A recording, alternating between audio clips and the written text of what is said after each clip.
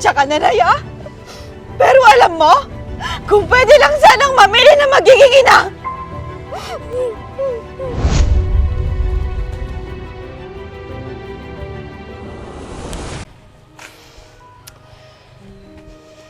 Nakakainis talaga. Kung kailan kailangan ko ng pambayad, doon pa nawala. Sino kaya kumuha noon? Ay. Ate, O Bunso, bakit nandito ka? Hindi ka rin ba pumasok? hindi rin ate. Bakit naman? Tinatamad kasi ako. Iniisip ko pa rin yung perang nawala. Ako rin nga. Kung kailan kailangan na kailangan ko, dun pa nawala.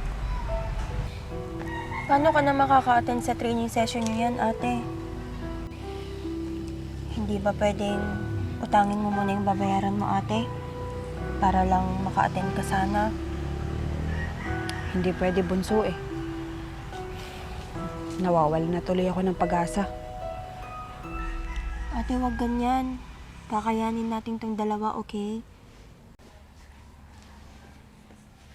Siya nga pala, Bunso. Si Lolo ba napansin mo?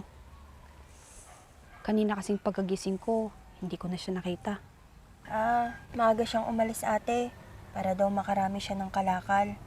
Baka sakaling makarami siya ng benta.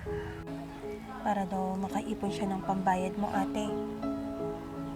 Si Lolo talaga, hindi naman niya kailangan gawin yun.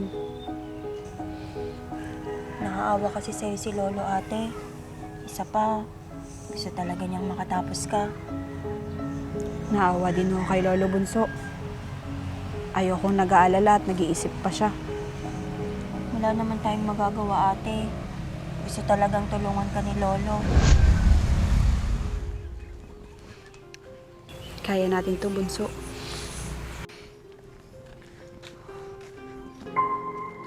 Hoy! Kayong dalawa! Halika kayo dito!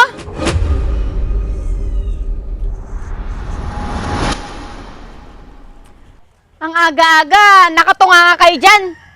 Bakit hindi kayo magtrabaho? Para may maabot kayong pera sa akin mamaya. Hindi yung katamaran yung pinabayaran nyo. Hala, sige! Magtrabaho kayo!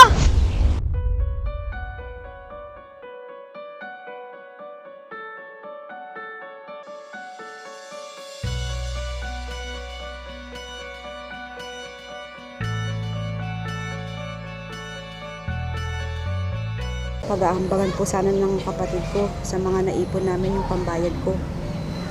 Kaso, nawala po yung mga naipon namin, ma'am, at ninakaw po nila. Ano? Paano? At sino? Kasi ito na yung huling beses na magkakasama